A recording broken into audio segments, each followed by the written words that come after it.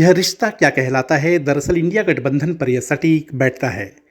यह अलायंस नरेंद्र मोदी और बीजेपी की सियासत के खिलाफ है, लेकिन सीटों के मुद्दे पर तनातनी और असहमति। दरअसल दिल्ली में अगले साल फरवरी में विधानसभा चुनाव होना है। यह चुनाव आम आदमी पार्टी के सामने अपनी सत्ता को बचाए रखने की चुनौती है, तो बीजेपी कांग्रेस के सामने हार का सूखा खत्म करने की कोशिश। इन सबके बीच अखिलेश यादव ने दिल्ली के पूर्व सीएम और आप के संयोजक अरविंद केजरीवाल के साथ मंच साझा किया था और ऐलान किया कि उनकी पार्टी का समर्थन आम आदमी पार्टी को है।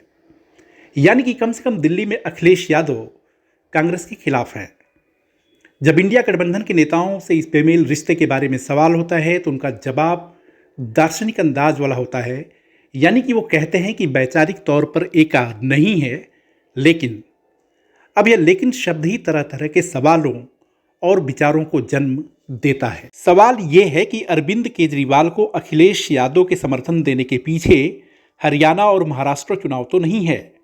दरअसल अगर आप ध्यान से देखें तो जवाब आपको हाँ में मिलेगा।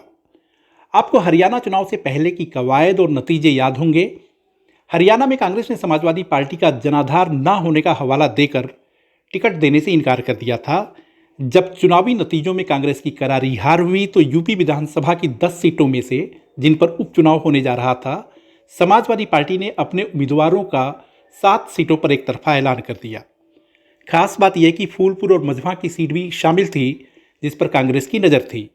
यानी जो तर्क हरियाणा में कांग्रेस की तरफ से दिया गया था, उसी तर्क का सहारा समाजवादी पार्टी ने उत्तर प्रदेश में लिया। यानी कि जवाब जैसे को तैसा, लेकिन सैद्धांतिक तौर पर समर्थन देने का राग वो मीडिया में अलापते रहे। इसी तरह महाराष्ट्र चुनाव में भी समाजवादी पार्टी और कांग्रेस में तनातनी बनी रही।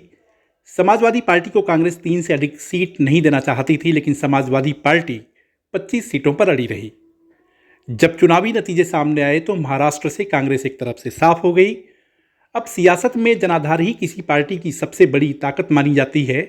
हरियाणा और महाराष्ट्र के नतीजों ने कांग्रेस की पोल खोल दी थी, क्योंकि इन दोनों सूबों के बारे में कहा जाता था कि सत्ता विरोधी लहर है और विपक्ष को फायदा मिल सकता है। यानी कि सियासत में उसी के साथ आगे बढ़ो जिसकी ताकत हो।